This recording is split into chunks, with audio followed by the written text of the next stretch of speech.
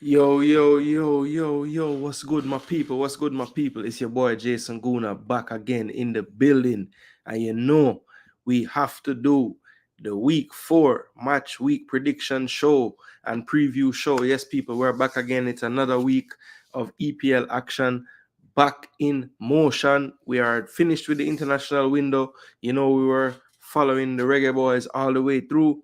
They got the draw against Cuba, the win versus Honduras, big win over in Honduras. But now we switch the focus right now back to the EPL for the weekend. Of course, we have a full slate of games. We have 10 games, 8 games Saturday, 2 more on Sunday. Of course, this weekend, the pick of the matches is the North London Derby. It will be Sunday morning, bright and early. But we're going to go through all the games like we always do. We're going to look at the latest, how teams are looking coming out of the international break. Teams are worried about injuries. My team definitely had a rough week as far as injuries are concerned. And we're going to discuss all of that in tonight's show. Of course, we have the FPL update as well. We're going into this new week here. Not gonna show my FPL team so people can know what I deal with, but I have these draft leagues and we'll show you what I go on for that. All right, because nobody can really take with that team there. So yeah, man, you don't know. You have to do the YouTube things for me. You have to like the video, share the video, subscribe to the channel. Yeah, man, do that for me and that will be greatly appreciated. All right, people. I don't know there's other ways you can support the channel. Of course, there's a symbol there when you drop in your comments. It has a dollar sign. You know what I mean? You can definitely support the channel in that way anytime you feel so fit. All right. Yeah, man. Dollar sign, dollar sign. Owen, bless up yourself, bro. Big up. Yeah, man. That is it. Dollar signs. Yeah, cause man's birthday are forward, bro. 2 days, 2 days, Sunday. Sunday, man's a turn 25, So, man, Sunday night, I'm forward out. It will be my Earth Strong. Yes. Yeah, man. Yeah, man, make sure to like the video, subscribe, share. Yeah, man, this Sunday, man, few days. The 15th.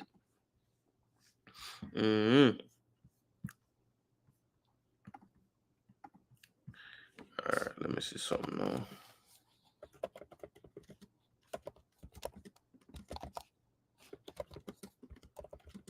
Yeah, I want to. So we're going to go through the teams like we always do, go through the week's fixtures. But one thing I did want to do, I just wanted to look at the injury updates from the latest press conferences today. This is something that I kind of discuss normally. And yeah, man, life did hard, man. Life did hard, man. I tell you, it's a show. 25 rough years going, man. I tell you the truth. I tell you the truth, bro. Life rough, you see me? No, but in all seriousness, just glad say we could have, Lord willing, we can make it to our next birthday. I will just give thanks that we have our health. Yes, that is the main focus right now. Very happy so we have our health. And we have a strength, family good, family healthy as well. So yeah, man, no complaints. No complaints at all. All right, let's see.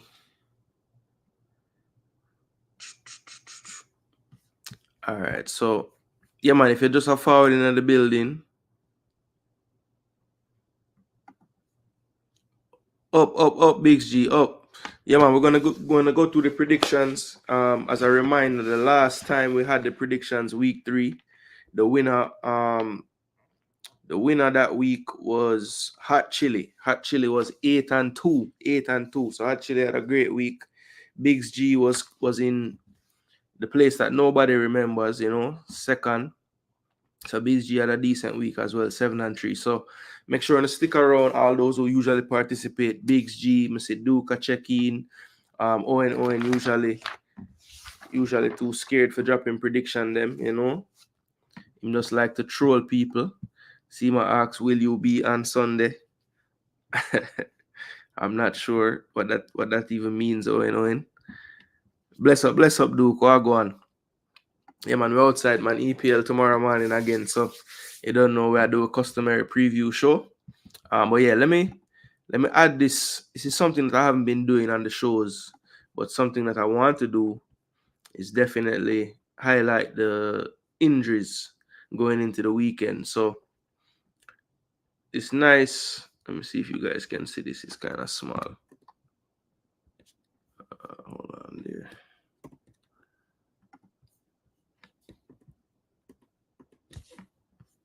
Should be good now.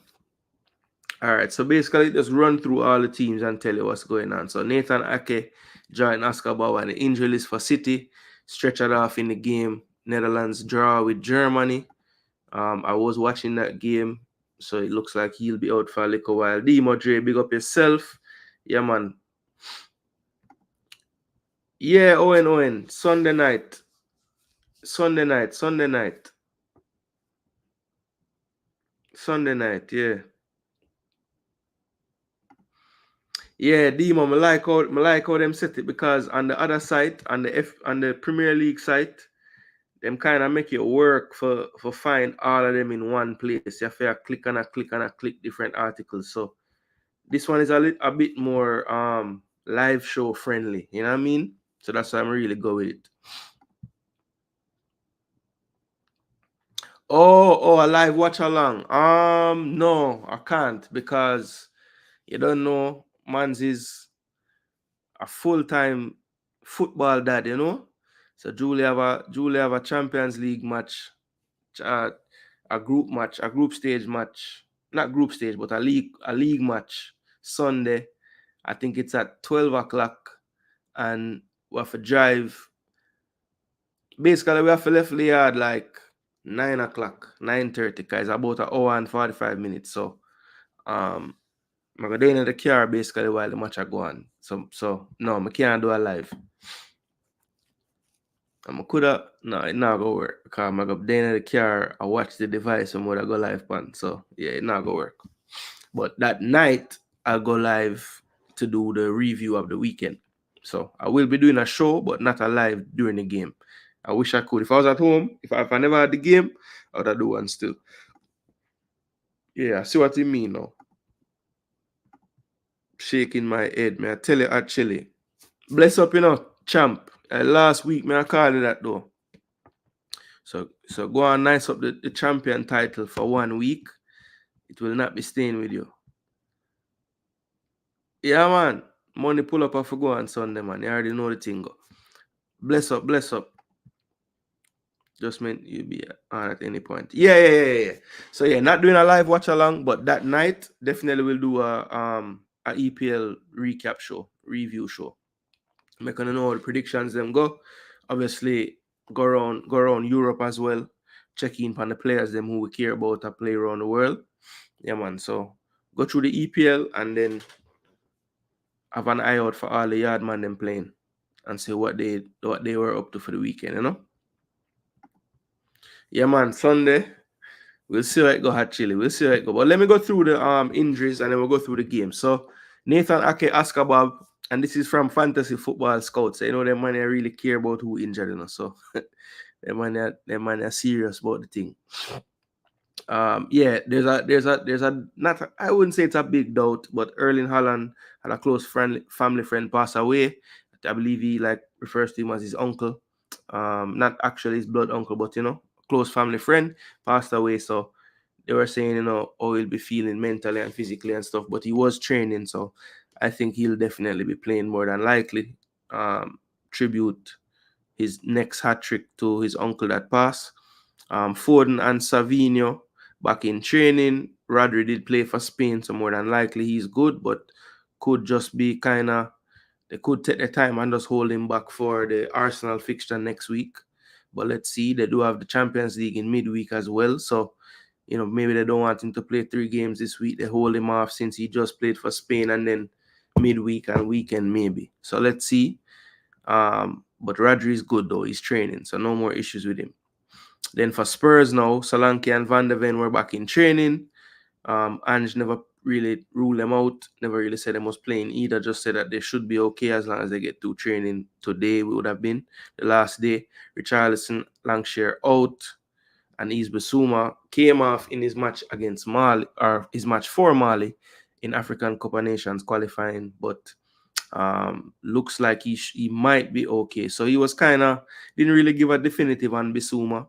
So we'll have to see there how that goes. Then Arsenal, we were, as I said, we didn't have the best luck this week at all. I don't know if you guys saw the clip, but Odegaard really, his ankle turned a different way, bro. Look really, really, really bad.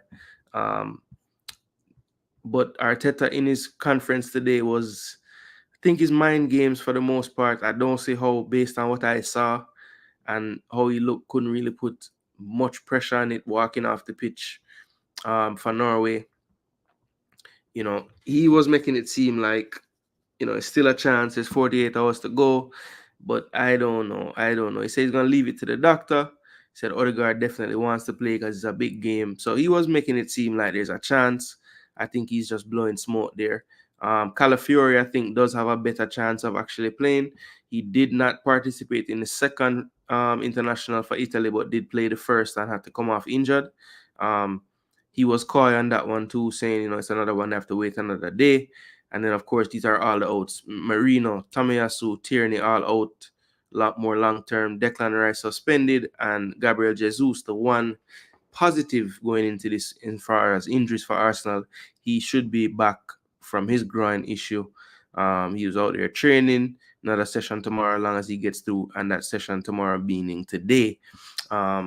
Haven't seen any news after sessions today, so I think he should be good going into tomorrow. And of course, we have added Raheem Sterling, which he talked about as well.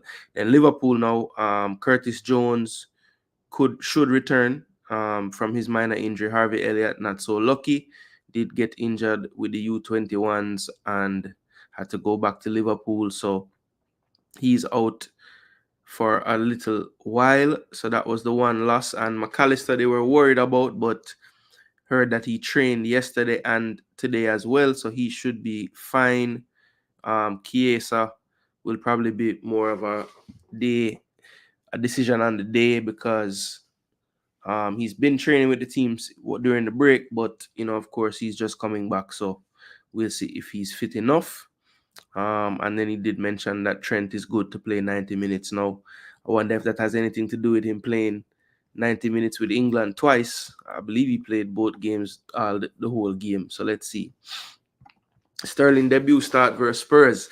I have a predicted 11 for the team. I will get into that when I get to that game.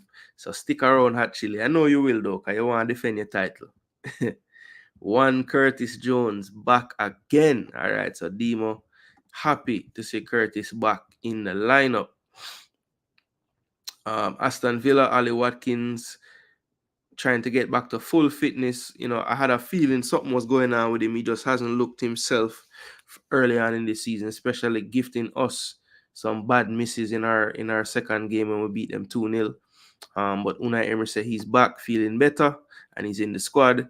Kanza, who did have to get out of the England match, the last match they played, Emery said he's good, don't have no issues.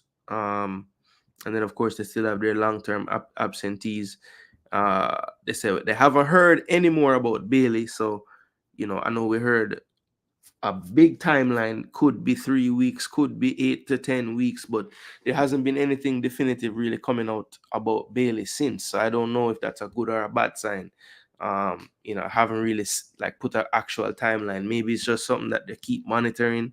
When it's good and he'll play, but they can't really put a time on it because they haven't really said any. I don't know if anybody else has heard anything, but I'm telling you, I have not seen anything.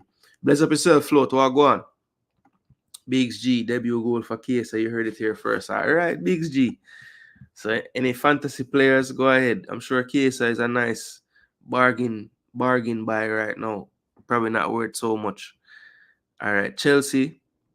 Lavia, James, and Gusto all out. So Chelsea, you know, they've had their issues with injuries. I'd say last year was really bad. This year, you know, it's starting looked like they were gonna have a full squad with everybody, and now people getting added. Gusto, I think, is a big loss at the moment. Was doing well, and that's basically both your first choice right backs, on the injury table now. So let's see how they do there in defense. Who they put at right back? Of course, they have a lot of centre backs that could play right back. The Sassy, who haven't seen much this season. I think he'd probably be the next one in line over there on that right hand side. So let's see how the coach plays it. He says Romeo looks like he's very close, but not quite for this game. Marlo's still out, not available. Cole and Fofana thought to be okay after they pulled out the England and France squads. Damn, Fofana got picked for the France squad. Wow. And he said Sancho, okay. People don't think Sancho gonna get game at Chelsea like that though. Like, I'm looking at it and I'm saying, damn, Pedro Neto, Noni Madueke is on fire. Sometimes Cole plays that role, even though more time he's playing centrally. Then you have, who I said, Pedro Neto, Noni Madueke, you have Joao Felix, Christopher Nkunku. Are there any more that you would say? I guess Chukwemeka is not really around right now, but he's good too. And Mudryk. I mean, there's so many players. Unpopular opinion, Duran better finisher than Watkins. Please. I've held this sentiment for a while now, not recency bias. Yeah, look, Duran, I think with Duran, it's just the sample size is small. So, like, with Watkins, he played a whole season and banging, 18, 19 goals, whatever it was. Duran has a very good strike rate in terms of goals per minute, but, like, the more you play games, if you're playing 90 minutes, 88 minutes, 85 minutes, if that ratio continues, then yes, I would say, you might just be a better finisher than Watkins. But I think, and I agree, I think Duran is good. I think people were saying he ain't that good the other day, or not the other day, but last season, because maybe he wasn't getting that many chances, or when he did come on, it didn't look like he was that threatening. But I think, and also I think because he came from the MLS, people just assume he's not. How good is he? How good can he really be? But I do think he's a good player still. Good size on him, good speed, good agility for somebody so big. So I think he's a decent talent, and I think it's an unpopular opinion, but I don't think it's a crazy one because Duran is a good finisher. Mm-hmm. All right, Newcastle. Callum Wilson and Joe Willock, boy, them two brother there, ever injured, especially Wilson. And Willock just had a long-term injury still. Like, it's not like he's normally injured, but he just looks like he can't get right since his long-term injury. But Callum Wilson, yeah, man, he has a rough time staying fit. Callum hasn't had a setback, but he's a little behind. Yeah, so all you Isak owners, I don't think he's gonna come off the pitch anytime soon, unless he gets injured himself. Fabian Schär back from a ban. Kraft train and should be available. All right, cool. Man say we hope Bruno is okay. Well, hopefully. Adam Wharton fit to play, even though he pulled out of the U21s. Lerma recovered from a toe. Trevor Chalobah got injured in his first training session. Jeez, I'm peas. I was going to say from your forward from Chelsea, it does salt, but I don't want to say that because we'll get somebody from over there. I don't want nothing reach Sterling, so we'll knock on this. He's also not available tomorrow, but I think it won't take very long. Okay. So the new signing, they got Riyad, the defender, out 8 to 12 weeks. Jeez. Franca still out. Carlos Vinicius, he's still there. For them have 3 strikers.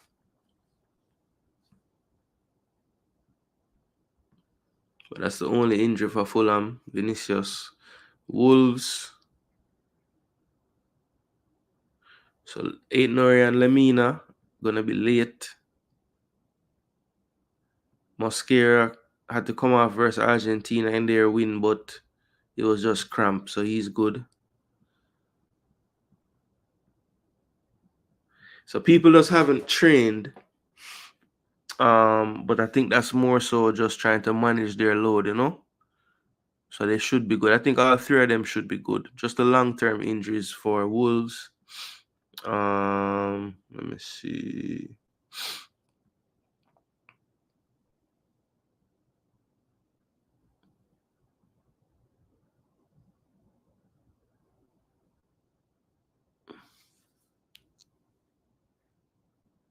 So Dango Otara out after international duty. And Kepa can't play because they're playing them. So Travers have to play. Enes Unal is back. Philip Billing is back as well. All right. And David Brooks should be back too. So that's pretty much most of the main injury news for all the teams. So let's just jump right into it, people. The actual matches. Yeah, man. All right, so let's get the usual on the screen now. I would like using this one because I just like how they have it set up. I think it's the most user-friendly style, you know? The quick view is nice. All right, so the first matchup, people, Man U versus Southampton. Relegation 6-pointer, you know? No, but in all seriousness, Manchester United 14th position, 3 games played, 3 points. So 1 win, 2 losses, and Southampton 3 played and 3 losses. So if you look at the recent results, obviously from the start of the season, Man U with the 1-0 win, Xerxes getting the late goal against Fulham. Then you have Brighton beating them at the Amex 2-1. And of course, right before the international break, Liverpool heading to Old Trafford and trashing Manchester United 3-0. Then on the Southampton side of things, Newcastle down to 10 men were able to get a 1-0 result on opening day at St. James's Park. Forest beat them 1-0 as well. And then Brentford opened up the scoring a bit more and them beating them 3-1. So Southampton only scored 1 goal on the season so far, but you know, pretty stingy in defense except for last week when they let up the 3. So going into this one, this is one of those games where you know you have to look at it and say, boy, if Eric Ten Hag can't get a result here, and when I say a result, I mean the most positive result possible, which would be to win the game. Now, I guess the only thing that you could say, it is at St. Mary's Stadium. So, you know, do you have any leeway on him there because it's not at Old Trafford this time? But some would argue that this version, you know, Old Trafford is definitely not the cauldron it once was. And sometimes this team under Ten Hag actually has better performances away from home. So, you know, let's see how this one plays out. But for me, there's no way, right, people? I mean, they can't not get this result. I mean, how could that be possible? How could that be possible not to get this result? So if you look at the last times they played, you know, Southampton was in the league a couple of years ago, and United were only able to get the win at St. Mary's Stadium. At Old Trafford, they drew 0-0 in March, and they beat them in August at the beginning of the season. So, actually, for me, I can't see it, man. I can't see it, people. How Manchester United have to get this result, right? They have to. How does Man U not get this result? You know, Southampton, like I said, I mean, if you look at their game so far, you know, just look at the last game they played. So they got that goal extremely late. Really, really could have easily been a 3-0 defeat, but they did get that goal late. But let's just look at what they have been doing on the pitch so far. So Ramsdale in goal. They just got their keeper in. 3-5-2 is what they've been playing. Taylor Harwood Bellis finally made his move permanent from City. Bednarik and Jack Stevens, both pretty experienced in the Premier League. Kyle Walker-Peters has had spells in the league as well. Flynn Downs, Joe Aribo, Will Smallbone, and Yukinari Sugawara, who did score the goal for them. Then Adam Armstrong and Ben Brereton Diaz up front. You look at the substitutes bench, some Premier League experience there as well. Charlie Taylor, Burnley player, Adam Lallana, of course, Leslie Ugochukwu on loan from Chelsea, Matty Fernandez, Portuguese player, Cameron Archer. So, that is pretty much Southampton, what they're bringing to the table, the 3-5-2. They have been relatively stingy in defense. As I said, the last game was the toughest for them. Coincides with Ramsdale showing up. Don't know if he's a part of the problem. They only let in one goal prior. But I think a part of it too was just Brentford on the day. Their attack really clicked. The Mbeumo and Wissa connection definitely is getting stronger. But Southampton for me is gonna struggle. I have them going down in relegation. But at the end of the day, this is what Manchester United did the last time out. Of course, they lost 3-0. But let's look at what they went with on the pitch. Mazraoui, De Ligt, Lisandro Martinez, and Dalot. Have to touch on De Ligt as well in the international window. Had a horrible game versus Germany. Had to be subbed off at halftime in that one. And Van Hecke from Brighton came in frame and looked much better beside Van Dijk. So De Ligt, is he the long-term answer? Will it be back to Maguire and Martinez tomorrow? We shall see, people. We shall see. He did come off in the Liverpool match as well in the 69th minute.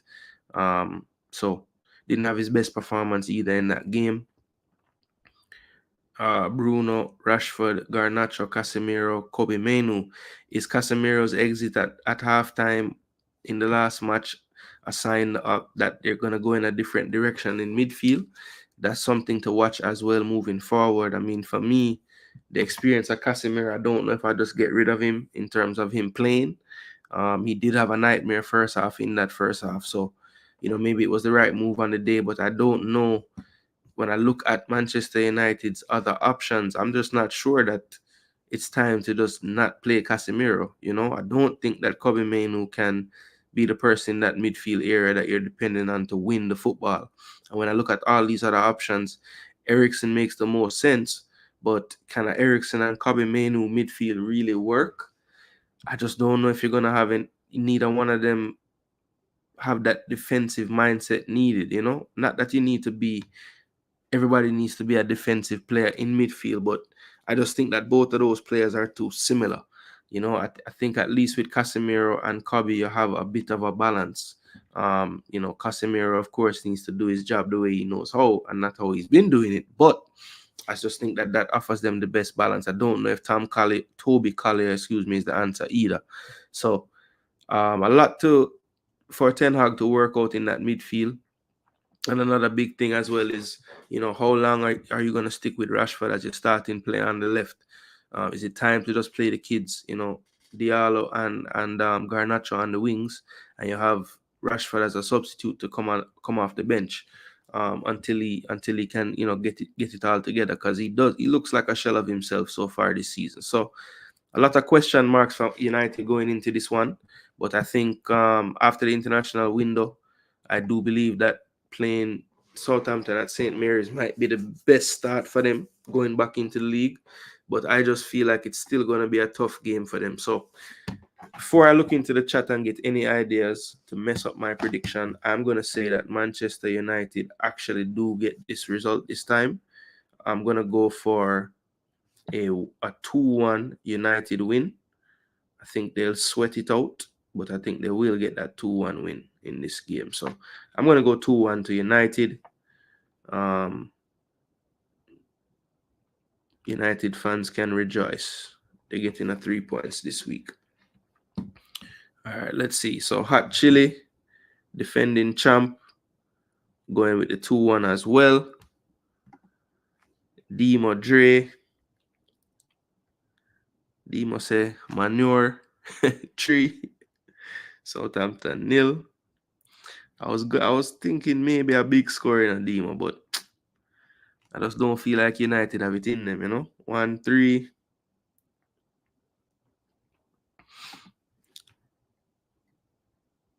When the United fans them go 2-1 against Southampton, things rough, Yeah, man, I saw them call him, man. Manure. So them call him. All right, that's a nice crew of picks right there. But I have no more space for my damn paper anyway. So all the people them will just vote. I want to in the runnings this week. I'm gonna make sure I put my cousin come. I know him gonna send me the message and tell me clearly I'm not here right now. So I'll put film name too. All right, so Manu, Southampton, that's my little preview for it. 2-1. I'm gonna say Manchester United gets that result. All right, so let's go back to the fixtures now, people. Don't know how we reach here. All right, so Brighton versus Ipswich is the next game on the list at the Amex Stadium. So Brighton, of course, good start to the season, 2 wins and a draw. Drew with Arsenal last time out, beat Man United, beat Everton in the opening fixture. Ipswich got their first point of the season last week against Fulham, so they're on 1 point out of the relegation zone in 17th. Definitely not very far away from it though. So Brighton hosting Ipswich, coming out of the international window, I would say a good fixture for a team to get home to a newly promoted side, Ipswich. Brighton, João Pedro did travel, play some qualifiers for Brazil. Didn't play in the first game, I don't think, but did play the second game. Got some minutes in that one. But for the most part, I think Brighton's team should be good. Coming back in from their trips, I know Adingra went away. He came back fine. So they should be good. I think for Brighton, they when you really analyze their team, they have a lot of options when it comes to attacking players. This was the lineup they went with against Arsenal. Backline, pretty decent. Hinselwood proving to be a decent little player, the left back there on their team. Veltman, I think he might be a late fitness test or a late fitness, check for him to play in this one. But when you look at the midfield options, especially the wide options, Minte and Mitoma started. When you look at the bench, they have the likes of Enciso there, who we saw at the Copa, very good player. They also have Jorginho Ruta, who just came over, can play, any of those wide positions or right behind the striker. Then you have a Dinger as well, who kind of broke out last season for them. So the fact that they don't even start a Dinger this season, he's coming off the bench, has produced off the bench so far. So Brighton is a team that I think, just find a way to find players, and they have a decent squad when it comes to options, especially in those attacking areas. Evan Ferguson returned. I saw him get a game off the bench for Ireland for Grimm. So he'll be back in the fold soon as well. So, they have a lot of attacking options. And they also got the Turkish international Ferdi Kadioglu, who should be good to go this weekend. Estupinian also back, did play some international time as well. So, this team right here is, I don't know, with the strength of the league and some of those teams up close to the top, I don't know if the top 4 is something that they'll be able to sustain for. But I don't think that they're going to have a massive fall off either. I think that the start of the season is not a fluke. I think that they do have quality players, and I think that the manager, has brought just a new energy to the team that we're seeing play out in the performances. And I like what I see from this team, to be honest, Brighton. And for that reason, I don't really think that they'll have any hiccups versus Ipswich. Let's just take a look at Ipswich team that recently drew with Fulham. This was their starting lineup. Muric in goal. Has made some horror show mistakes lately for Burnley, and he has already made one for Ipswich versus Liverpool in that game. Leif Davis, very good left back, good attacking player. Tuanzebe, you might remember, I believe he was at United at one point. Sam Morrissey, Calvin Phillips, Omari Hutchinson, Ogbene, and Smodics, who both played under Hallgrimsson in the international window. Liam Delap, former City player, now the striker for Ipswich. They pretty much for me, it's going to be a really, really, really tough battle for them to stay in the league. Sadly, I do have them going down in my league table prediction. But yeah, hopefully they can pull through. And I just noticed something, people. So for the longest, Omari Hutchinson, when you looked at his country on these sites, it would say Jamaica. And it now says England. So I'm assuming that's because his most recent call up was for England, I guess. But yeah, that's new. I mean, if you go back to, I don't know if I showed this on the screen in another week, but I'm pretty sure this had a Jamaica flag before.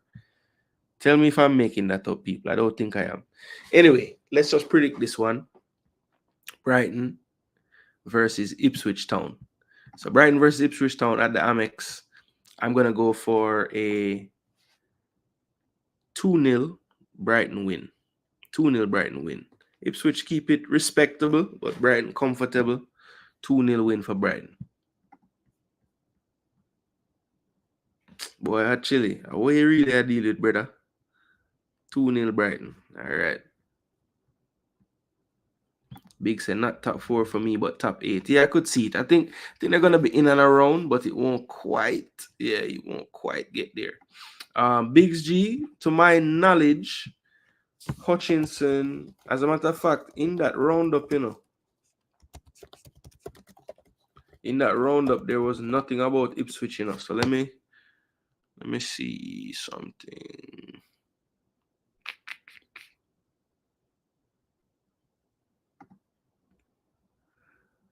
All right, so I'm just looking at something real quick, people. He had a tight hamstring after the Fulham game, didn't recover for 67 days after that. But in the later stages of this week, he's felt better and he's fully trained the last couple of days. Again, he'll be available. So he was past fit on September the 12th. All right, he was past fit on September the 12th. So he's good to go, according to the coach. Yeah, so Amari is good to go. So he'll be playing tomorrow, barring any late craziness. That's what I thought, Avis. That's what I thought. I could have swore. So let's see. Tomorrow when the game I go on and them I start the game, I go see what them have on the screen. Because on the typically whatever is on this site is what's gonna be on that, because this is the EPL website. So yeah. Duke said 3-0. All right. And Biggs G said 3-0 as well. All right, so that's Demo Dre one I'm gonna get. So Demo. Southampton I pull the upset. Or what? Yeah, Biggs G. Hutchinson good to go. Demo Dre, check in. Let me know. Drop a like on the video as well, people. I see some more people just turn up. Just make sure and like the video for me. Yeah, man, when me drop a like for more on a video too, you mean? All right, so that is that fixture there. So that's the Brighton and Ipswich game, people. Now let's look at the Crystal Palace versus Leicester game. This one will be at Selhurst Park in South London. Wait, is it South London? I'm pretty sure Crystal Palace is a South club, because I remember them making a big deal about Nketiah going back home, and I know he's from South London. So yeah, Crystal Palace versus Leicester City. So as you can see, both teams on a point. Leicester, by virtue of a better goal difference, is one place ahead of them. So 15th and 16th battling it out here. Crystal Palace so far, 2-1 defeat, 2-0 defeat, and then a draw with Chelsea last week at the Bridge. Leicester getting that big point at home to Tottenham, but then wrong side of 2-1 results. First away to Fulham, and then last week at the King Power, losing 2-1 to Aston Villa, a goal from John Duran in that one. So Crystal Palace, I think that they have been a bit unlucky, honestly, based on the run of play what I've seen. I know Eze himself should have like 3 goals already. I think they have been a bit unlucky as well. They did lose Joachim Anderson, and then they pretty much thought he would be okay to leave because they brought in Riyadh. He gets hurt right away. So they have been kind of makeshift around the back. They went with a back three against Chelsea. I think this was more so because they were playing the opponent they were playing. But let's see. I'm not sure. He has liked this style since he's been there. He has liked to have Munoz and Mitchell higher forward as wing backs. So he might stick with this still moving forward. But I want to say the week before this, he had to switch it up a bit because he didn't really have the centre back personnel. So if he does stick with this, I could see this being the starting lineup once again, as long as the internationals came back fit. That should be the way that they go. Kamada, Mateta, Eze looking quite formidable so far. Obviously, they did lose Eze. I mean, not Eze. They did lose Elise to Bayern Munich, but Kamada is a very good player as well. Different style to Elise, but I think he can still provide the goals and assists. Mateta, I think, is probably about back to where he was last season now in terms of just match fitness and stuff after the exertions at the Olympics. I always figured he would start out a little bit slower this year just due to that Olympics competition. But I think he'll be back rearing to go now after this international win. They're probably training with the team. So yeah, I think he'll be much better out of this international break as well. And then when you look at the Leicester side of things, Steve Cooper, I think the last time when he was before he left Nottingham Forest, he had a whole bunch of players that he just brought in. And when you look at this Leicester team, it's kind of a similar thing. When you look at some of these players, so Fatau came in this summer. They had Harry Winks already. Jordan Ayew just came over from Crystal Palace. Oliver Skip came from Tottenham. They brought in El Canous as well. They brought in Bobby De Cordova-Reid on a free, and Facundo Bonanote is on loan from Brighton. So they brought in a lot of attacking players. So it's going to be up to Steve Cooper. The only thing I can say, he got the practice with Nottingham Forest trying to make new pieces work. Didn't really quite work out for him in the end. He did lose the job, but he did keep them up in one season. So it wasn't all bad for him there. Of course, I did get rid of him that second season during the middle part, but well, I don't remember exactly when. But he got let go. But he does have some experience with teams that are kind of a lot of new faces at once, So hopefully that experience can bring him through. But for me, Crystal Palace Leicester, this game is kind of dry, But I'm gonna say Crystal Palace get the 3 points over Leicester in this one. I'm going to say they have the scoring boots today. So I'm going to say 3-1. 3-1 to Crystal Palace in this one. I'll go for a 3-1.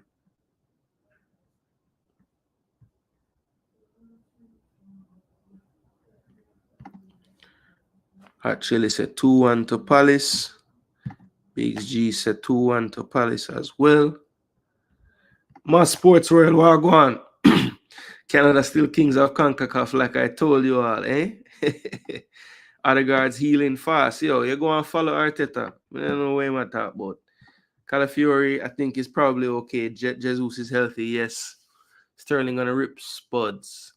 I hope so. Saka captain for North London. Yeah, probably. Yeah, if he's not playing. If Rice not play. Well, even though Saka usually get it before Rice anyway. Yeah, so probably him, yes. They say Eddie off the bench for the game winner. Maybe. McLaren is like 63, I think. Something like that. Or 64. Duclan said Palace 1-0.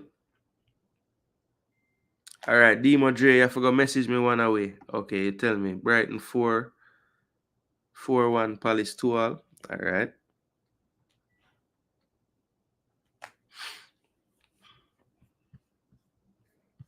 All right, so the next game on the docket, people. Next game on the docket.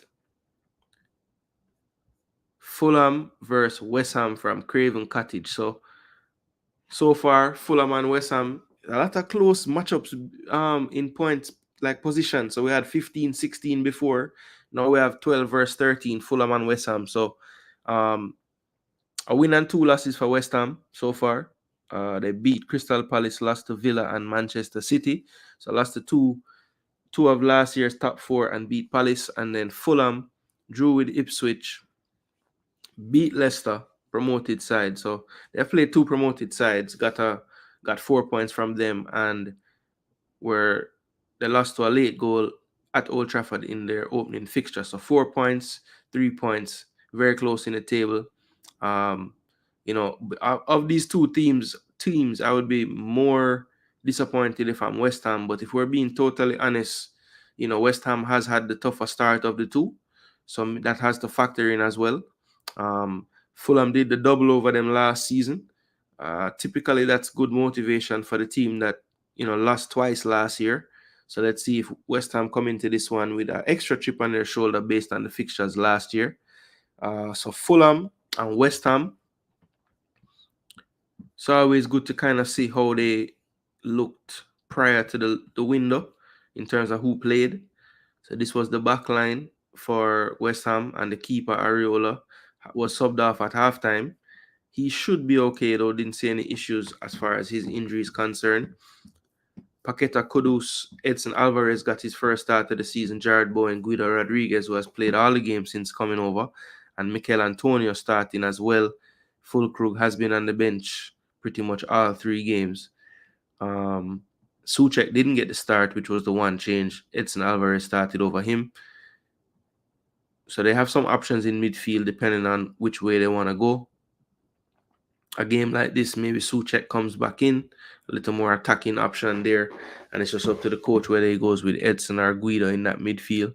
It looks like the coach really has a liking for Guido Rodriguez, so he might be the one to stay in.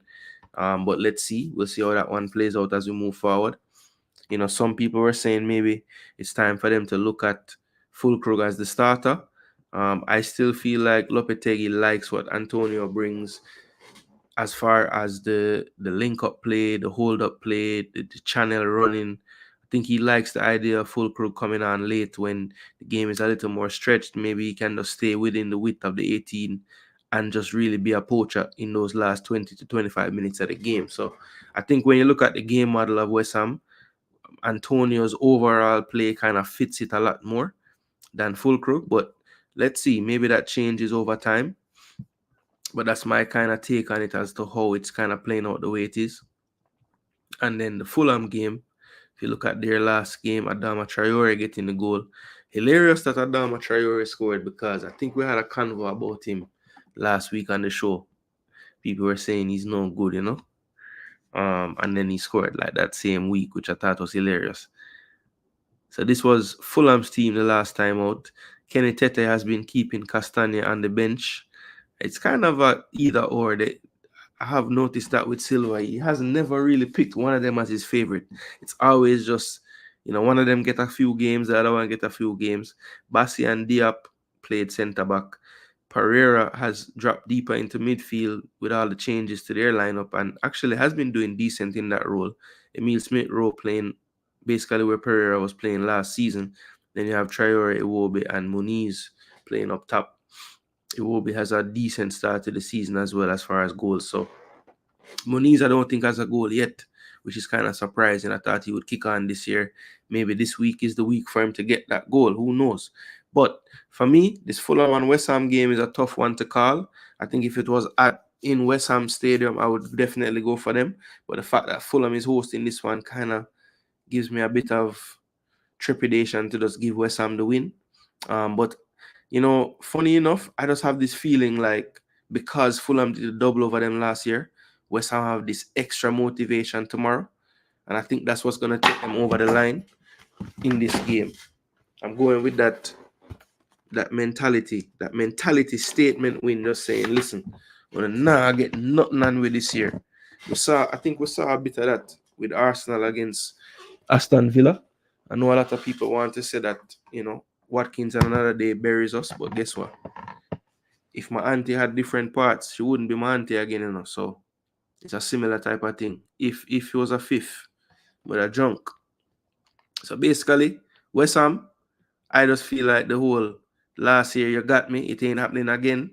Yeah, I like that mentality. I think that's what's gonna pull them through. But I think it will be a tough game. It will be a tight game. So I'm gonna say 2-1 to West Ham. I'm gonna put my neck on the line for this West Ham team that's been letting me down this season in these damn picks.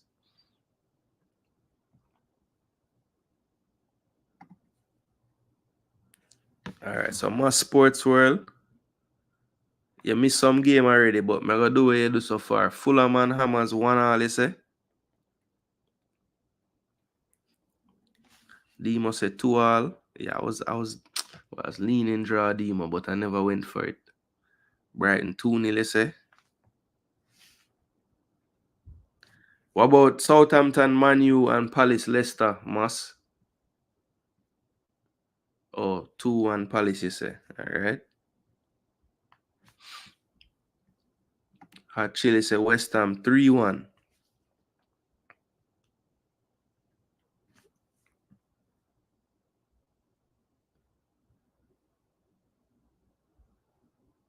Kudus is your favorite non-Arsenal player? Or is Jonathan David? Yeah, you were telling me that you wanted him to forward, you know? Biggs G said 1-1. And Duke said West Ham 2-0. But West Ham has kind of been a popular pick in the picks every week, and they've let down a lot of people. So it looks like most of us are going back to the well once more. So let's see how they do this time. All right, so 2-1 to United. I went for the same sports world. All right, now my sports world has gone past everything. All right, me let's go back to those when I reach it.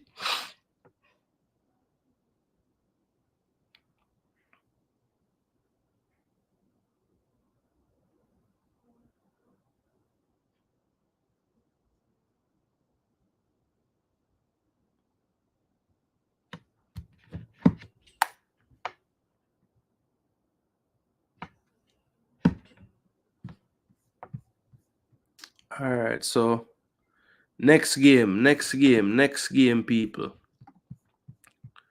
This one will make Demo Dre perk up now.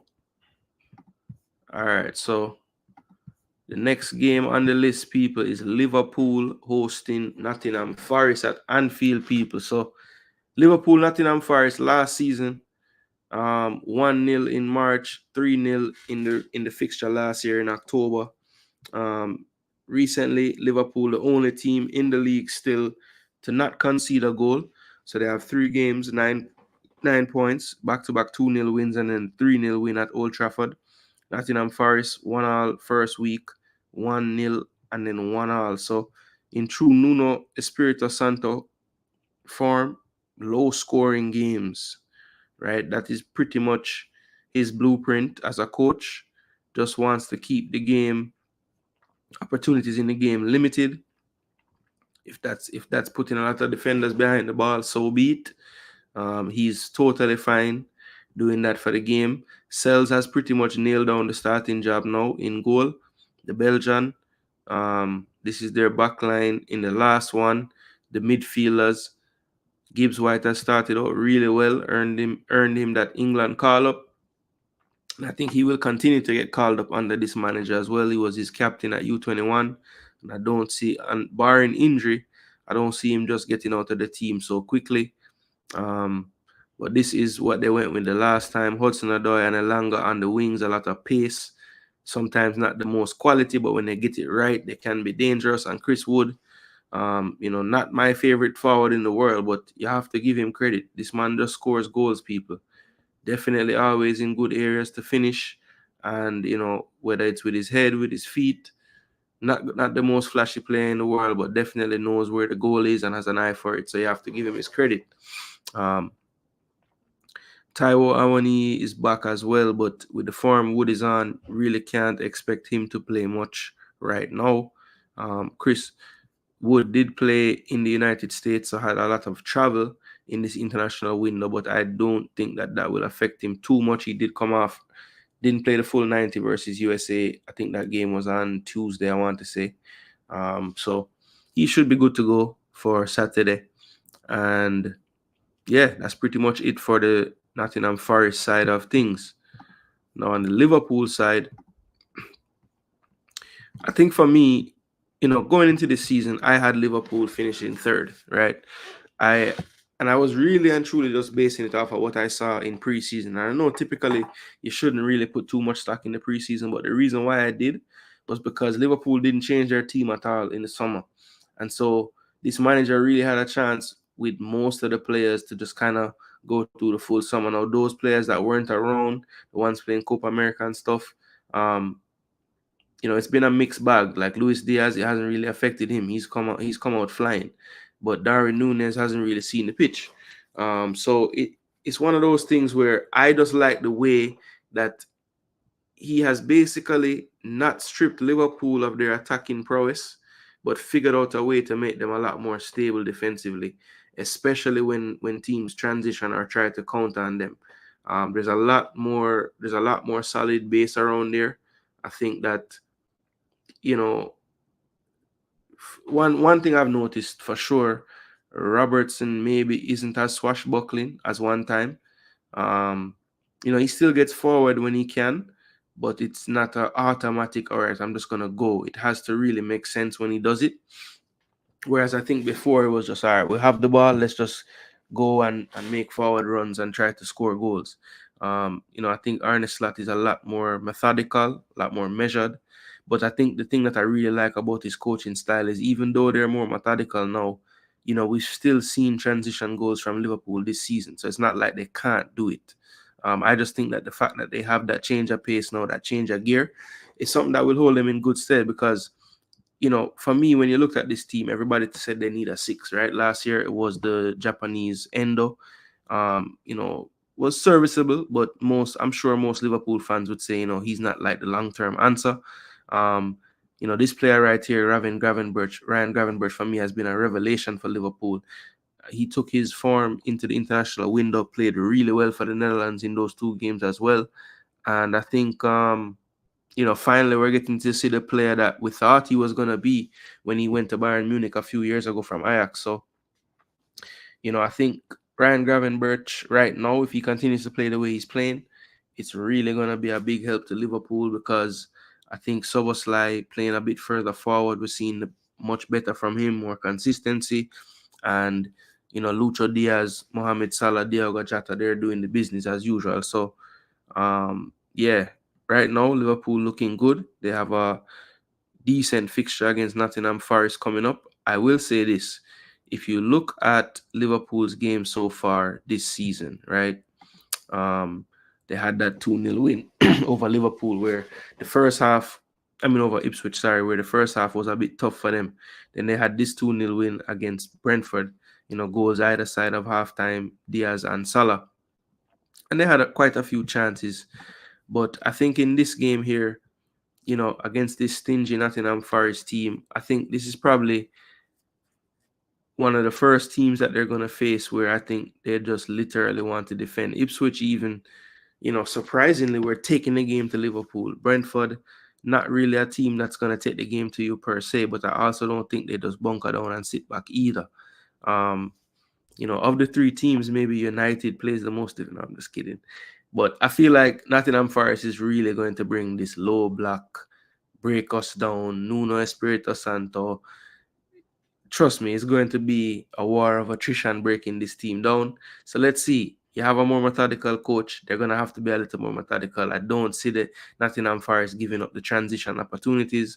If they have to attack with 3 players, they will, and just call it a day. So it's going to be a tough breakthrough for Liverpool, but in the end, I think it's going to be too much. They're going to beat the door down until it just finally caves in.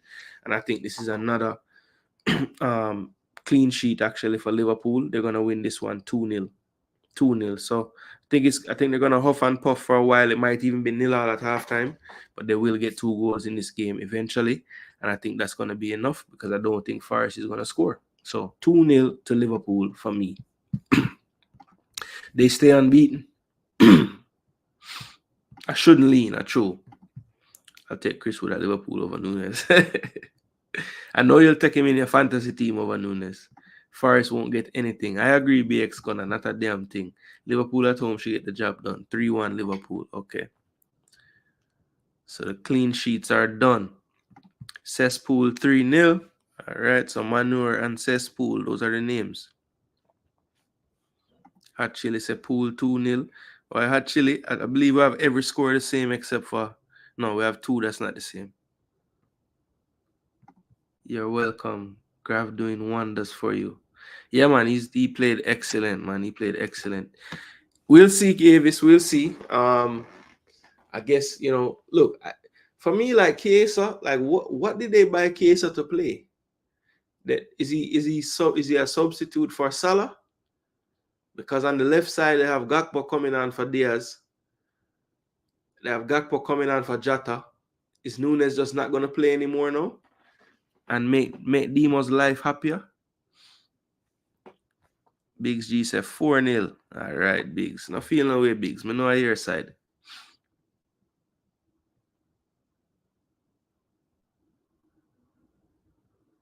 That's a good question, I don't even know where Matt Turner loan to. If we go back to MLS.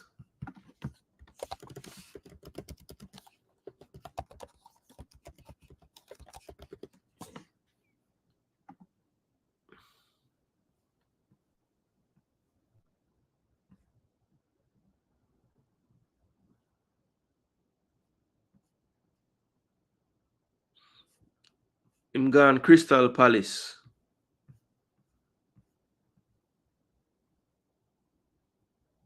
But he's on loan. Yeah, him gone Crystal Palace on loan. But him now get no game at Crystal Palace neither. Why him gone over there? I don't understand these people sometimes, Anyway, so the last 10 o'clock game. We're at how much game? 1, 2, 3, 4, 5 game at 10 o'clock. So you don't know goal zone are the place to be at 10 o'clock. Unless you're a Liverpool fan and you'll be just watching Anfield more than likely. But Man City Brentford at 10 o'clock, people. Last year, City with a 1-0 at home and in the reverse fixture. And they also they also beat Brentford 3-1. But they played so close to each other last year. Same month. That's weird. So yeah. Mirroring 3-1 victories for both teams. City over West Ham, Brentford over Southampton. Brentford in 6th right now, +1 and 6 points. Man City in 1st, +7, 9 points. So a little better goal difference than Liverpool. So that's why they are... Actually, no, they have the same goal difference. I think Liverpool has more... City has more goals scored. So that's why they're out in front on that. But for this game, you saw some of the players coming back for City. Foden should be good. Rodri is back as well. Not sure if he'll start this one because I know they have a 3-game week coming up, so he might want to just, not sure there if he will start, but a lot of people coming back for them. They're making up this whole narrative about Haaland not playing because of the family friend passing away. I think that's all a bunch of blowing smoke. I think Haaland will be there on Saturday. And I think his goal scoring continues. Maybe not a hat-trick this time, but I wouldn't be surprised if he scores 2 more. Brentford, though, I think their attack will trouble Man City. I believe they have the perfect type of attack that gives Man City problems. Those quick transition plays, the players that can just take 2-3 passes to be in. And that's the type of team and attack that Brentford have. I'm hoping that the coach starts Sade as well. So you have Sade, Wisa, and Mbuma up there, 3 speedsters. I think that is something that they would like to do because Rico Lewis will be playing one of the positions there on the side, but will be tucked into midfield, pushed up field. So that will stretch that back 3 that's left. He's been going with Vardial, Diaz, and what's his name?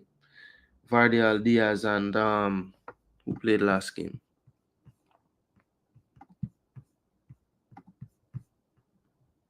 Akanji, yeah. I couldn't remember the man's name.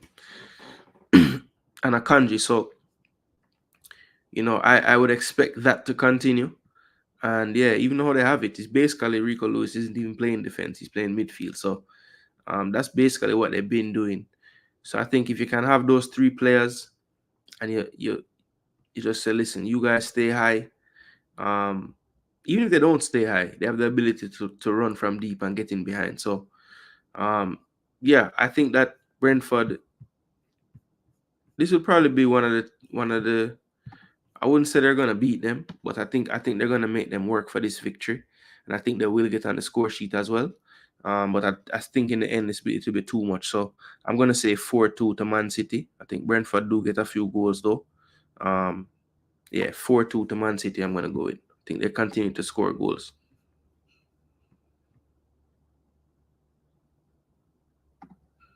Rotation. Let's see. He's been stuck on this lineup so far. Salah coverage, but Kesa is versatile enough. Yeah, he can play everywhere up there. I think he's similar to Gakpo. I think Gakpo can play anywhere either.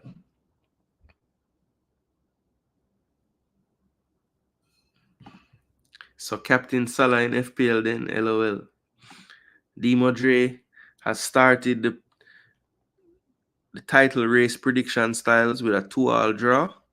I mean, it's possible still, you know. I think Brentford will score 2 goals. I just think that City will score 2 more than that. Brentford is the last team to win at the Etihad. Yeah, they usually play them well. To be fair to Thomas Frank, he plays the big teams well typically. Man City 3-1, says Hot Chili. Yeah, I see a 2-goal difference, but yeah, I mean, is Kyle Walker ever gonna come back again? I don't know. I guess he could play one of the back 3. City 2-1, says Duke. And Big say 3-1 City. And I think my Sports World, it says something way up here, so City and somebody right there.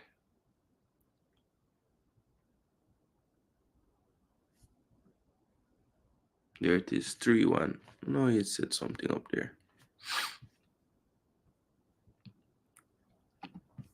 So that is the City versus Brentford match. All right, the last matchup, there's actually some late night Saturday night football in England. It's a 3 o'clock kickoff for me, 2 o'clock in Jamaica if you're there. This will be what, 8 o'clock in England. So literally a Saturday night game, kind of rare for them in England, but they're doing this one this weekend, and it's gonna be Aston Villa versus Everton. Now, normally, I would say yes, looking out for Bailey and whatnot, but he won't be playing, I don't think. Everton, for me, they will not dodge the bullet this season, people. I am sorry. They are going down. Daesh cannot save them this time. I'm telling you, book it right now. Everton gone out of the Prem. So Liverpool, sorry, on losing a derby friend them. Well, not sorry. I'm sure we'll rejoice if that happen. But Everton people, it ain't happening. Them gone. And I could see something similar to what happened last August, 4-0. The only reason why I'm gonna say it's not gonna be so bad, I think that they have some things to figure out, because last year they could have just plugged in Diaby right now, but no, Diaby is there. They have a lot of versatile players in that midfield, but I don't think any of them really replicate the style that Bailey brings to the team. So let's see if it's how it plays out. I know Morgan Rogers been killing in that role just behind the striker. He could potentially go out wide, put somebody like maybe McGinn through the middle, put Ramsey through the middle. Buendia is back, so maybe we see Buendia for the first time in a while. Yeah, I mean, there's a lot of different ways he can really do it, but there will be no Leon. So let's see how they play this one out. I don't think they could have had no Leon. They could have no anybody. I am not picking Everton to do anything. So for me, Everton probably get a clean sheet as well, because I don't know. You know what? I lied. I think Everton get a goal from like a set piece or something. So I'm going to say 1 goal for Everton. And I'm going to say Aston Villa beat them 3-1. So I'm going to say 3-1 Villa. Not even going to overthink this one. Big G not overthinking it either. Goes 3-1. Okay, him changed to 3-0. All right, so Have a difference there. Villa 4-2 says Demo over Neverton. All right. Villa 2-0 says Hot Chili. And Duke now drop theme one yet. He will momentarily, I'm sure. And let me see. My sports world, it put like every single score already. So let me see if I can find it. Since him forward blocking idea. So 1-0. Sean Dyche with a Sean Dyche result. Duke, may I wait Panda one day from you, Zine? So drop it when you can. Alright, so actually, did I miss a game? What's going on here? Okay, so yeah, sorry. So I messed up, people. The Aston Villa Everton game is 12:30, which is 5:30 in England, 11:30 in Jamaica. The Bournemouth Chelsea game, that's the Saturday night game. That's why I was like, no, it should just be 2 tomorrow. Okay, yeah. So that makes sense now, people. So Bournemouth Chelsea, this is the game I was talking about. Saturday night football, late night, down at the Vitality Stadium, down by the beach, you know. But yeah, Bournemouth, Chelsea. So Bournemouth is a team that I thought would have a decent season. I had them, I think, right at 10th or 11th, somewhere right in the middle. So for a team like Bournemouth, I think in today's Premier League, that's not bad. Chelsea, I think I have them about 5th or 6th, I want to say, just outside the top 4. And it's just mainly because of their defense. I don't really trust their defenders, their centre backs in particular. I think Levi Colwill one day will be a very good defender. I just don't think that day is today. And you know, I just don't see where they're going to be able to put it together. Not enough experience in their centre back line. And you know, with Reece James and Malagusto both out, they're depleted on that right side now as well. So, you know, I do like Cucurella. I do like the midfield. I do like the forward line, but you know, I don't really trust the goalkeeper all the way in Sanchez, and I definitely don't trust the centre back options. So I think that's why they're gonna typically be leaking goals this season. They haven't kept a clean sheet yet this season. Wolves, they dominated 6-2, but you know, they did concede twice. And Crystal Palace, like I said, could have scored more than the 1 goal they scored in that game at the Bridge. Bournemouth, interesting team to me. I think Bournemouth not quite on Brighton's level in terms of like unearthing new players, but they do have a decent track record of, you know, players having good performances under them. Dominic Solanke, probably the biggest example of that, getting the big money move away. Semenyo, though, is to me becoming a player that I think big clubs will start to have an eye on. Very, very imposing physically, good strength, good shot with both feet, left and right. I think Marcus Tavernier is another one. Maybe not the top echelon clubs, but he could get a move to, you know, teams with aspirations of finishing in Europe and things of that nature. But he's good where he's at right now. Definitely should just stay. You know, Araujo, the Mexican, is in. Milos Kerkez had a good Euro for Hungary. So they have those players like, you know, not household names per se, but they are good quality. Evan Nielsen, good quality as well, the Brazilian striker from Porto that they brought in. You know, Otara is out right now, but Sinistera, another good quality player off the bench to bring on. David Brooks recently returned. He's a Welsh international. Alex Scott, you know, still young, but definitely quality is there. So they have some decent players. I think right now, the biggest issue for them going into this game, they can't use Kepa in goal. That would be a boost for them to have Kepa playing. But Mark Travers, you know, was starting last season when Neto was hurt. So it's not like he's inexperienced all the way. But Chelsea, look, they have a lot of players. Sancho should be available for selection. You know, we're talking about Cole Palmer, Joao Felix, Pedro Neto, Noni Madueke. They have so many players. It's crazy. Christopher Nkunku, I haven't even said his name. Nico Jackson up front, the one who everybody loves to hate, but he scores. He scores goals, people. I have to be honest. I mean, he's not my favorite player either, but he's scoring goals for the most part. So, you know, there are worse strikers out there. But yeah, I feel like I feel like, okay, Duckland Sevilla 2-1.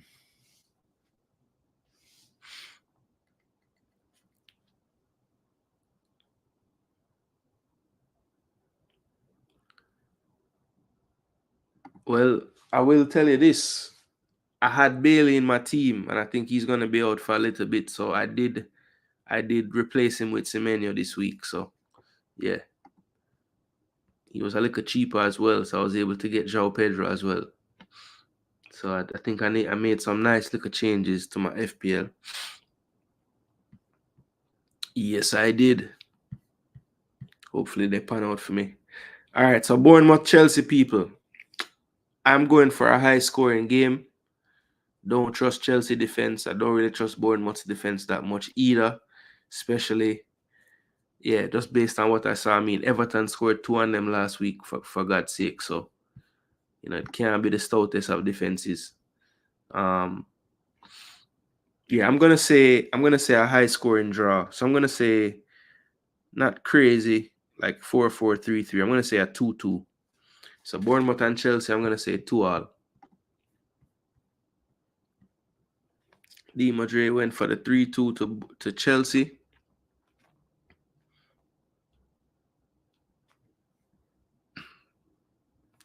Yeah, Jackson signed till 2033. Yo, man, them I make sure.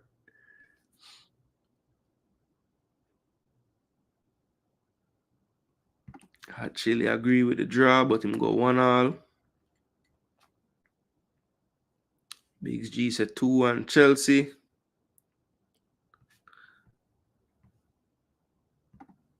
2-1 Chelsea said Biggs, all right. My sports said 1-all.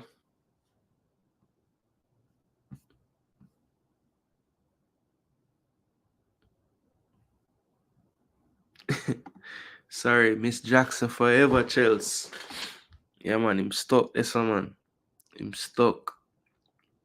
That roll label that.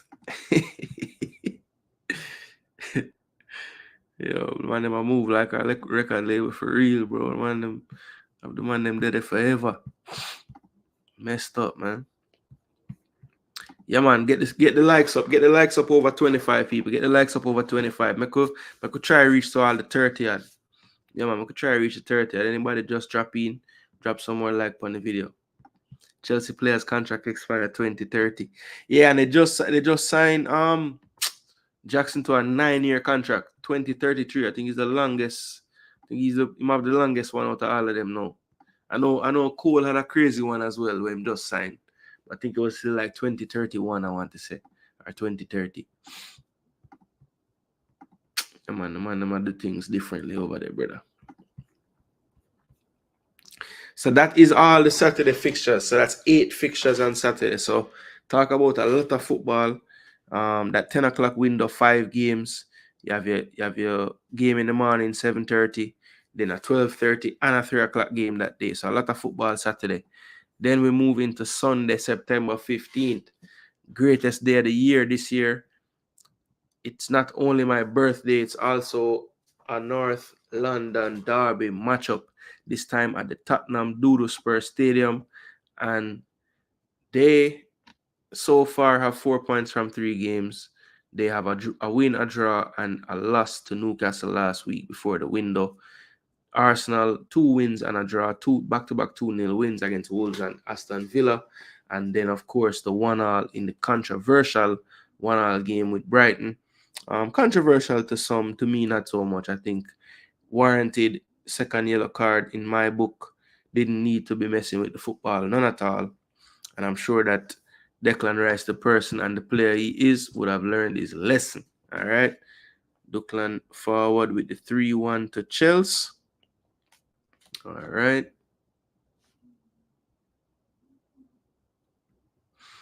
Yeah, man, the decade contract thing kind of mad star. I don't know why them dip on it either. All right, so the North London derby, people. So if you look at last season, we drew with Tottenham at home, and this was a bad result because literally, as soon as Saka scored, we gave up that Son Heung-min penalty. I mean, not penalty, but goal. terrible conceding of a goal there. And we just couldn't really find our way to get that third goal. So it wasn't the best day for us. I think the better fixture for us in this series was this one. We were up 3-0 at halftime, kind of took our foot off the gas in the second half. Tottenham was able to get 2 goals and, made the last 3 minutes plus injury time at least exciting, got the fans up thinking and hoping they could get another goal, but they couldn't, of course. But yeah, this result, I think we'll probably see something similar to this game tomorrow. We were extremely patient in this game as far as, not really doing the typical Arsenal press. We sat back into a mid to low block and basically just as soon as we got the ball, we turned them over long diagonal, and that's literally how we got the goals in that first half. It was basically all transitions, all 3 goals. So I think we're gonna try to play a similar style. I wouldn't be surprised in this game if if you look at the stats, I was gonna say we'll be below 40% possession more than likely. We've seen this, and I think some fans actually don't like when we play this style, like some Arsenal fans that I know. They say they basically say, if he's really trying to be City, we should never do things like this in football matches. You know what I'm saying? And I just feel like Arteta does kind of give a lot of attention to what the opponents are doing, which some people believe is a bad thing. That's basically like the antithesis to what Wenger used to do. Wenger had one way to play, and it wouldn't matter who he was playing. It could be, 2008 Barcelona in the Nou Camp. He's going to play the same. So, I think that's a huge difference that I see between like someone like Wenger and Arteta. I think Arteta is much more likely to switch his own tactics if he thinks it will benefit the team better against whatever he's facing on the day. I don't think he always gets that right though, but at the same time, I do think that he's just a much more flexible coach when it comes on to game tactics and game management. So I would expect the stat sheet to look similar to this.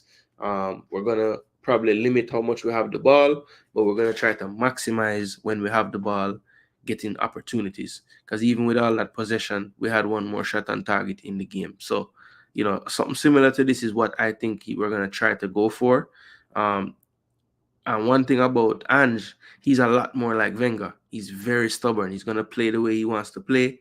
He's going to, both his fullbacks are going to invert. He's going to, at times, leave Romero and Van de Ven or whoever plays back there on the island. That's just how he's going to play. And I think that Arsenal are hoping that he just tries to do the same thing again, because I think that last year kind of showed the blueprint of how you go there and get a result from them. So that's what I'm looking for, people. I think that this one is going to be a tactical one, and it's going to come down to, is Ange that stubborn? If Ange is that stubborn, I don't care about the injuries in midfield. I don't care about none of that stuff. We still have the players in the attack to counter. Sterling, Havertz, Saka, Trossard, Martinelli, whatever variation of those players there is, we're talking about good pace in the counter. And that's what I think we're going to use to get the result in this game. All week, I've been leaning towards a draw because of the absences in my team. But again, I don't think the absences are to the point where the game plan has to be sacrificed. I don't think not having Odegaard really changes how we would want to play this football match going against Tottenham in their stadium. So for that reason, I'm going to say that Arsenal can still have the game plan with the different personnel to win the game. I do think that we're going to concede on the day. But I think in the end, we'll be up 2-1 and we'll get a late goal to win this game 3-1 away from home. Statement victory in the North London derby. So 3-1 to Arsenal for all the reasons I just outlined just now.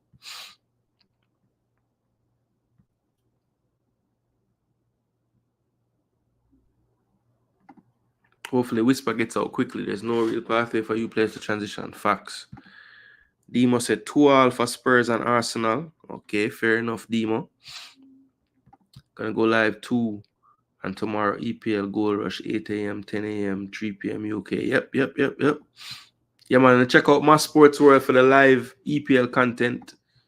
Yeah, man. Give my view, give my subscribe. 2-1 Spurs says Biggs. I have a feeling like this is the game where I could get some separation from everyone. So I don't think anybody picking Arsenal. Okay. Had Chile gone for Arsenal. Smart young guy. I see why you're the champ. Trossard and Saka to sink them. I would love that. Thank you so much, Avis. Thank you so much, Avis. I say, Avis, I have to big you up, You follow a lot of the YouTubers, all kind of content. Sometimes reggae boys, sometimes whatever them talking about. But you're just a supporter of Jamaican YouTubers. So Avis, give yourself a round of applause. I see you in a lot of comment sections, and you're not just in there. You give your takes as well, and you stand on your takes. So respect for being one of those content watchers that provide, because to me, without the comment section, the shows are boring. So Avis, you kind of help these shows to go because you provide good questions, good answers, good takes. So yeah, man, respect Avis.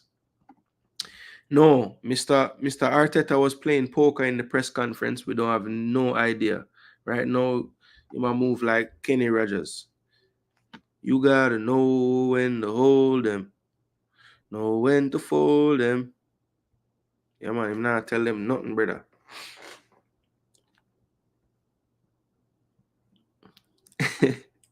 Stop your eyes, man. I'm not pre no Avis. I just make a point say Avis always in a building them, I decided not to pick Spurs winning because if me do that, them are gonna lose. Okay.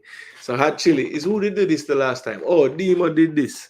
Demo did this for Jamaica versus Honduras. Man, literally say 2-1 Honduras. And say, yo, you might do it for reverse psychology, So I'm gonna tell him every Jamaica match from now on, Demo. I know you bounce from stream to stream, but when you reach to my stream, just say, yo, whatever, next game, Nicaragua, just say Nicaragua 2-1.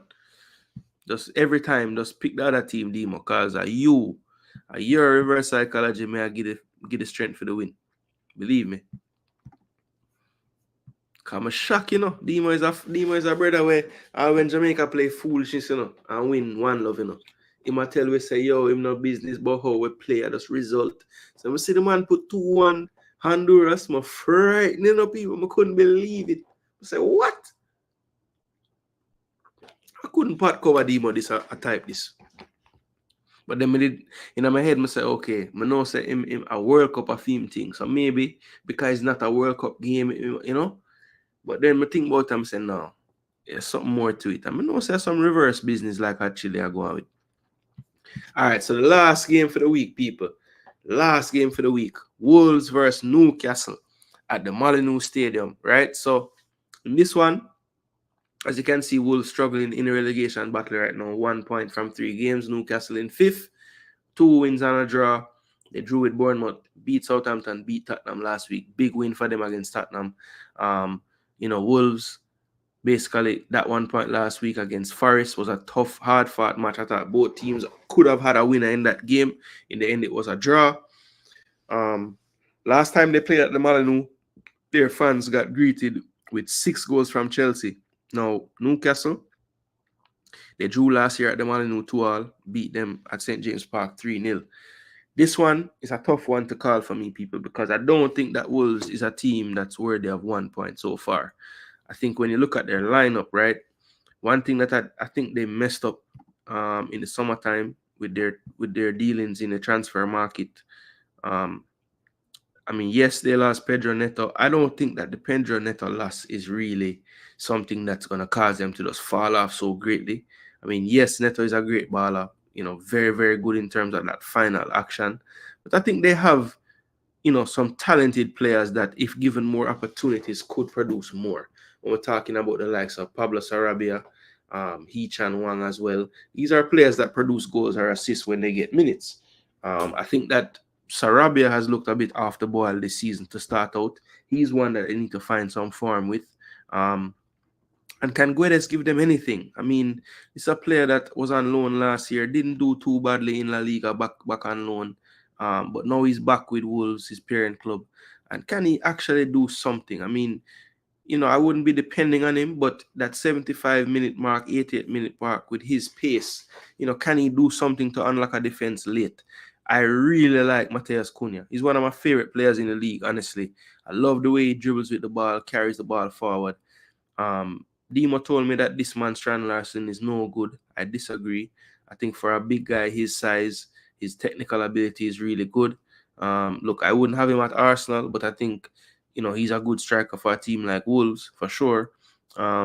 Bellegarde, another talented player, just lacks consistency in my eyes, but should get some more game time this year. So maybe that will come.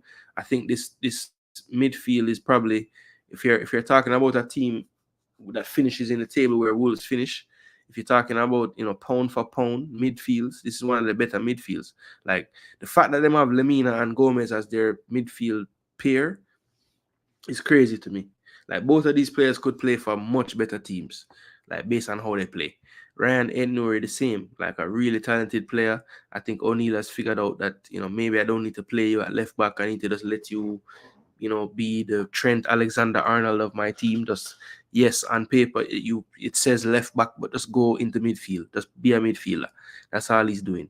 And then you have Mosquera, who has come into the league, not doing badly at all, really well. But I think this is where they should have retooled in the summer. When you look at the back line, Tati Gomez, Craig Dawson, Matt Doherty, Santi Bueno. I mean, these guys are not really prem-proven defenders. I mean, Doherty had his day. I think he's past his best at this point. So yeah, I think that's where they should have really retooled to try to get some more going for this team. I do like the attacking options though, honestly. The likes of Chan, the likes of Mateus Cunha, Strand Larson. I like it. Sarabia, they have some quality. Now Newcastle, on the other hand, they have a lot of quality as well.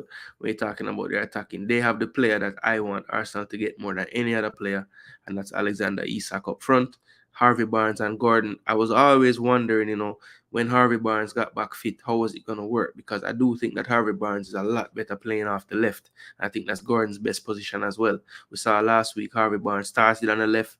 When he came off the pitch, Gordon moved over there.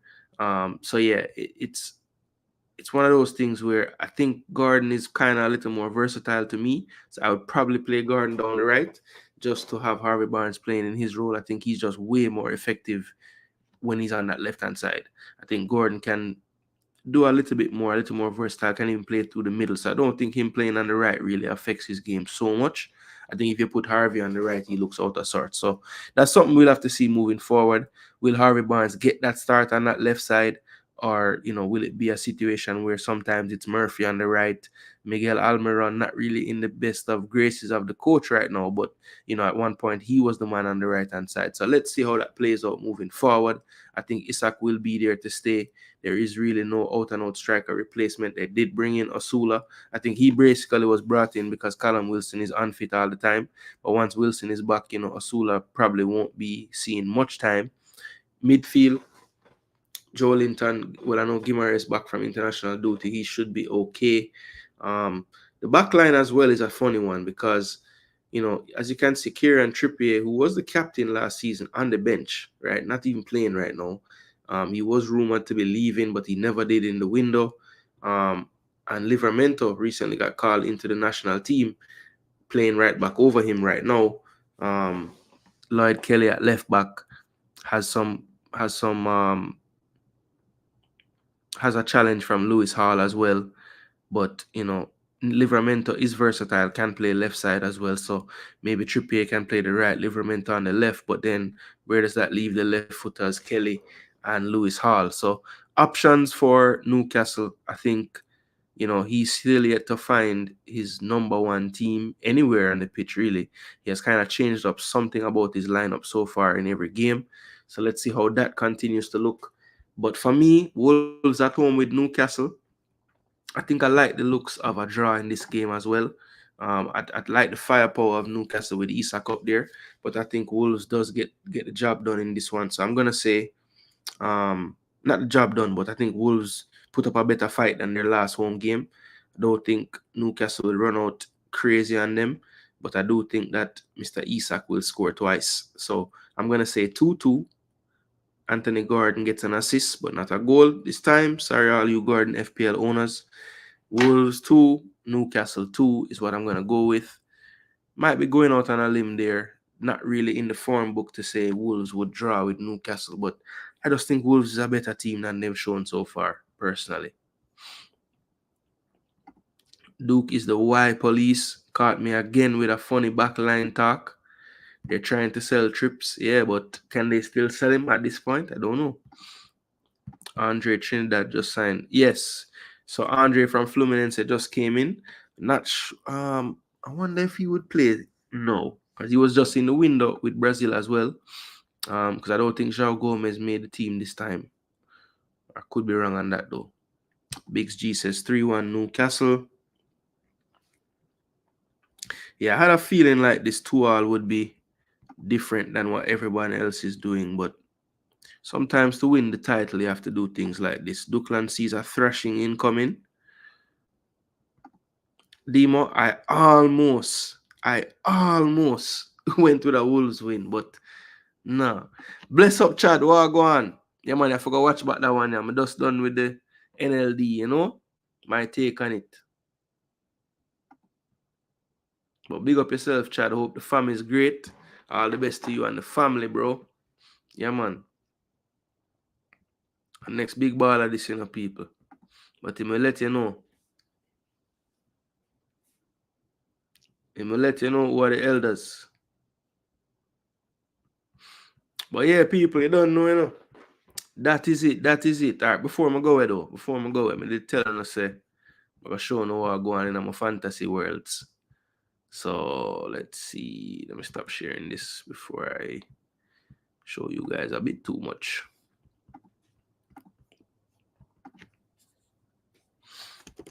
Yeah, people, remember, smash that like button, share and subscribe. Don't forget that part if you're new. Yeah, man, share it into your groups. Your friend them need to know. I know all of you have these football groups. Yeah, man, share it in there, man. Let other people know, say, somebody out there where you enjoy them content, you like reasoning with football with them. Yeah, man. So if you do it, man, let the people them know, man. I can't just do all of my marketing by myself. I'm done. All right, so listen. Let me show you guys on screen. So I don't know if you guys play the fantasy draft game. I know a lot of you play FPL, which is obviously you get the 100 million budget and you farm out your team and whatnot. So this actually is a draft league where your players are your players only. So not everybody can have Haaland. Only one person in the league have Haaland, right? So right now I'm out in front of this one. I love my name for this one, Pickpocket FC. Obviously, you know the reference. Arteta with his madness that he kept up there. So this is my lineup for tomorrow, people, that I have not set in stone yet. I might still change something about it, and maybe I'll get your thoughts on this. All the people that play fantasy in general, maybe you can give me a 2 cents or a few cents, I should say. So I have Alisson Becker in goal. Of course, they're hosting Forest. I think that game will be low scoring. So even if they concede, I don't see them conceding more than one, but I think they will keep a clean sheet. So I'm going to go with Becker and Konate on the back line. I think that should be some bonus points coming from it there. Munoz, I'm going to start. Chance of a clean sheet against Leicester, but I'm not really banking on that. I think that his attacking prowess in the system they play, he could get an assist or even a goal, so you never know there. Dean, always a good player to pick up because one of a left foot doesn't really take set pieces for Villa anymore, but definitely of the two that play on the fullback area for Villa, he's the one that has license to go forward down the left side. So he's involved. So could get clean sheet points because it's Everton, not the best in terms of scoring goals for the most part. But I think Munoz and Dean really, I just like their ability to perhaps get an assist here and there. I have Mo Salah in both of my draft leagues. I was lucky enough to have him in both. So I have Salah in this one. Don't expect anything less than at least an assist or a goal in this one, home game against Forest. But again, I think Nuno will keep the game low scoring. So hopefully, the few goal scoring actions that happen, Salah is involved. Leicester City at home, I like this matchup for Eze. I think he's primed for actually a really big week because, like I said, he has had numerous chances missed from passes he played. He's hit the bar. So, yeah, I think he's primed for like a breakout week, and I think this could be it. I think goals will score in this game, and I think he'll be a part of them. And Semenyo, love him as a fantasy player right now. He's listed as a midfielder, but literally plays forward. I mean, sometimes he's right in the middle, sometimes he's down the right, but he definitely is a very, very attacking player. So I think he's one of those cheat codes as a midfielder. Really does play forward. Barnes, like I said, I was optimistic about him getting the start. Don't know if he will, but I'm going to start him this week. I think if he's on that left-hand side, he'll probably have a hand in if they score a goal in the first half, especially. He'll have something to do with it more than likely. Then you have Trossard. This is a tough one for me, people. I might not even start Trossard and I start Cunha instead and just bench Trossard because, for one, I'm just not so sure. I feel like he might come off the bench because he got the chance to start last week. We didn't really affect the game so much against Brighton from the start. We have Sterling now. We don't have Rice in midfield, which means Havertz might drop back. Jesus is back. Where does that leave Trossard? I might not start him. You see, I bench Gabriel and I bench Kadioglu. Now, Kadioglu, if I thought he would definitely play, I would start him. But I'm gonna keep him in reserve for now. I'm gonna wait to see how it plays out. If he already ahead of Estupinian, is he gonna try to slowly bring him into the team? But I feel like eventually Kadioglu is gonna start and play, and I think he's gonna be an attacking player down that left side. Cunha for Havertz, Cunha for Trossard, people. Cunha for Trossard or Cunha for Barnes. That's what I'm contemplating. I'm starting Havertz and I'm starting Welbeck for sure. But Cunha for Trossard or Cunha for Barnes. Let me know, because I really feel like benching Cunha is going to be a mistake. I feel like he's going to have something to do with whatever they do tomorrow in that game. So let me know. I'm going to trade one. I'm going to sub off one of them, Barnes or Trossard. So let me know which one you guys would do.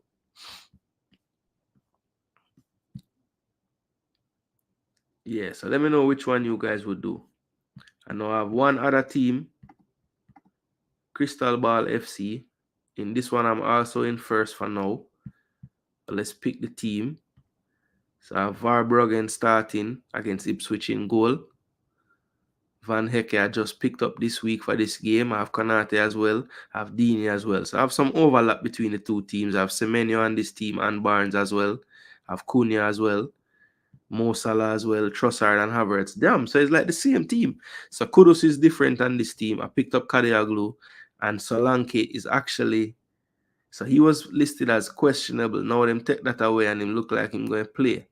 So that changes things a bit now. So I definitely want him ahead of him. Mitchell.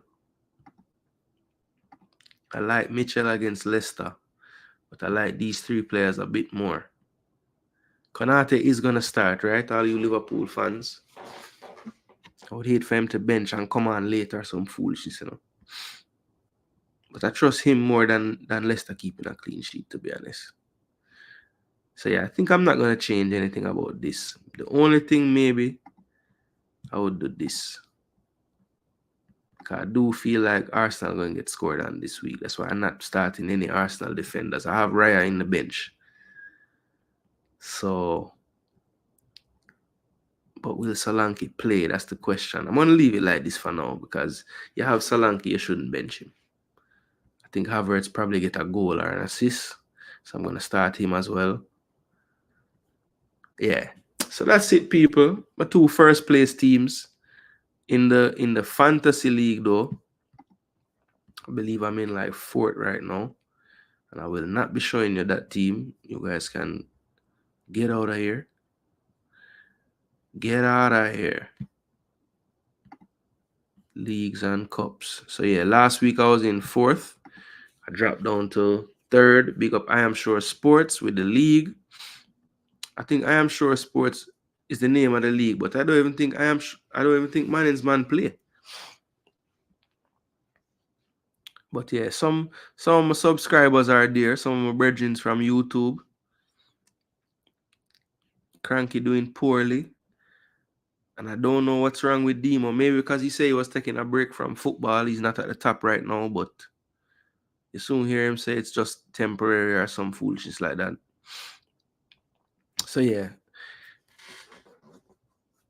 Owen Gray and Adrian Allen went crazy last week. 92 and 82 to take the first place and second place. But I'm only 2 behind second and 11 behind first. So nothing too crazy there.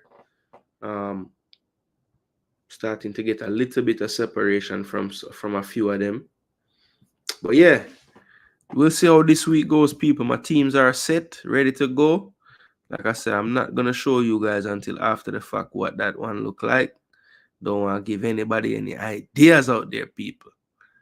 Because, you know, my team is worth something. But anyway, I fully and thoroughly enjoyed bringing you this content this evening. You know, anytime we're discussing football, it's very easy. We do it very easily because we enjoy it so much. So it's not hard for us to turn on a camera and speak football. We were going to do this anyway. So people, thanks so much for the support. As I said before, continue to smash that like button on the way out. Anybody that's watching this video after the fact, you can drop your comments in the comment section if you have any games you want to just talk about, or you have any results of the games you want to drop your full predictions for the 10 games. You can do so, and I will add you to the main board here, and you guys can be included when we look back at all the results to see how you did. All right. But for everybody that stuck around through the entire video, I really do appreciate it. We're a little bit short of 2 hours, so that's a good time, I think, for this type of program. And like I said before, people, you guys have a great weekend. You probably won't see me again until Sunday night. That will be the review show of the EPL weekend, as well as a roundup of some of the Jamaican players around the world. Just as a quick aside, a quick side note, today, Casey Palmer, crazily actually, you know, played off the bench for Hull City, didn't get the start, and that was to be understandable. He literally was playing a game Wednesday morning in the UK for us. So yeah, for him to travel, come off of the bench, I think he played about a good 10 minutes or so plus injury time. His team went down though. I believe it was 2-0 in the end. And it wasn't looking that good. Fans kind of upset with the performance, but Casey Palmer did his thing for his cameo. Tried to pick the lock a few times. But yeah, it's going to be a tough season for Hull if they don't pick it up. I think they looked really lackluster today. Sheffield United beating them 2-0. But Casey Palmer, good to see him back off the airplane and back onto the pitch. And we'll be looking out tomorrow for all of our other players in the various leagues around Europe and elsewhere. So big up to all the people them in the building. It's your boy Jason Gooner TV. You don't know. Gunners up and gunning. London is red. Even though them now wear red jersey. Tomorrow London is black. I'm Tono. Big up yourself, people, and thanks again for tuning in. Like, share, and subscribe. We out.